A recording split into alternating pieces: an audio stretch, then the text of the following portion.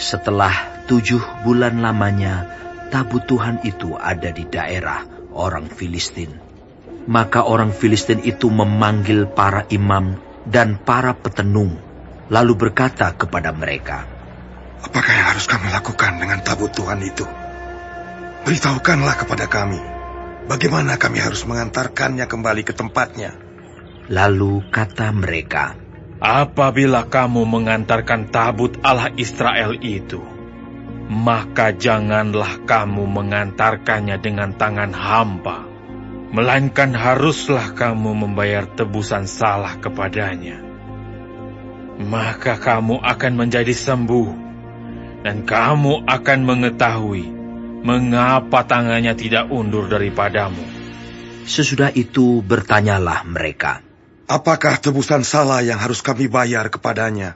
Jawab mereka, "Menurut jumlah raja-raja kota orang Filistin, 5 borok emas dan 5 tikus emas. Sebab itulah yang sama menimpa kamu sekalian dan raja-raja kotamu. Jadi, buatlah gambar borok-borokmu dan gambar tikus yang merusak tanahmu, dan sampaikanlah hormatmu kepada Allah Israel. Mungkin ia akan mengangkat daripadamu, daripada Allahmu, dan daripada tanahmu, tangannya yang menekan dengan berat. Mengapa kamu berkeras hati, sama seperti orang Mesir dan Firaun berkeras hati? Bukankah mereka membiarkan bangsa itu pergi ketika ia mempermain-mainkan mereka? Oleh sebab itu, ambillah dan siapkanlah sebuah kereta baru dengan 2 ekor lembu yang menyusui, yang belum pernah kena kuk. Pasanglah kedua lembu itu pada kereta, tetapi bawalah anak-anaknya kembali ke rumah, supaya jangan mengikutinya lagi. Kemudian, ambillah tabut Tuhan, muatkanlah itu ke atas kereta, dan letakkanlah benda-benda emas yang harus kamu bayar kepadanya sebagai tebusan salah ke dalam suatu peti di sisinya. Dan biarkanlah tabut itu pergi.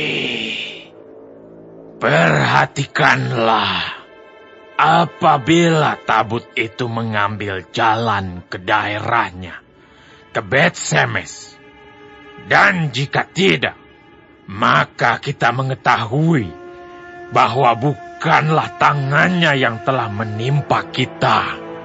Kebetulan saja hal itu terjadi kepada kita."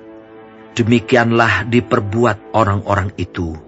Mereka mengambil 2 ekor lembu yang menyusui, dipasangnya pada kereta, tetapi anak-anaknya ditahan di rumah.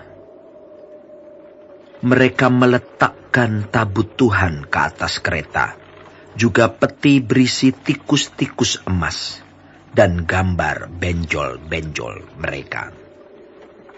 Lembu-lembu itu langsung mengikuti jalan yang ke Bet-Semes, melalui satu jalan raya, sambil menguak dengan tidak menyimpang ke kanan atau ke kiri, sedang raja-raja kota orang Filistin itu berjalan di belakangnya, sampai ke daerah Bet-Semes. Orang-orang Bet-Semes sedang menuai gandum di lembah. Ketika mereka mengangkat muka, maka tampaklah kepada mereka tabut itu. Lalu bersukacitalah mereka melihatnya. Kereta itu sampai ke ladang Yosua, orang Bet-Semes itu, dan berhenti di sana. Di sana ada batu besar. Mereka membelah kayu kereta itu, dan mereka mempersembahkan lembu-lembu sebagai korban bakaran kepada Tuhan. Orang-orang suku Lewi menurunkan tabut Tuhan dengan peti yang ada di sebelahnya, yang di dalamnya ada benda-benda emas itu, lalu menaruhnya di atas batu besar itu. Dan pada hari itu orang-orang Bet-Semes mempersembahkan korban bakaran dan korban sembelihan kepada Tuhan. Ketika kelima raja kota orang Filistin melihat hal itu, pulanglah mereka ke Ekron pada hari itu juga.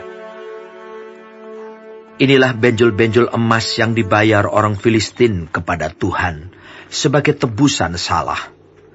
Dari Asdod 1, dari Gaza 1, dari Askelon 1, dari Gad 1, dari Ekron 1. Lagi tikus-tikus emas menurut jumlah segala kota orang Filistin kepunyaan kelima raja kota itu, baik kota-kota yang berkubu maupun dusun-dusun sekitarnya, dan batu besar yang di atasnya diletakkan mereka tabut Tuhan di ladang Yosua, orang Bet-Semes itu, adalah saksi sampai hari ini. Karena mereka melihat ke dalam tabut Tuhan, ia membunuh 70 orang dari rakyat itu. Rakyat itu berkabung karena Tuhan telah menghajar mereka dengan dahsyatnya. Dan orang-orang Bet-Semes berkata, "Siapakah yang tahan berdiri di hadapan Tuhan, Allah yang kudus ini? Kepada siapakah ia akan berangkat meninggalkan kita?" Lalu mereka mengirim utusan kepada penduduk Kiryat Yearim dengan pesan, "Orang Filistin telah mengembalikan tabut Tuhan. Datanglah dan angkutlah itu kepadamu."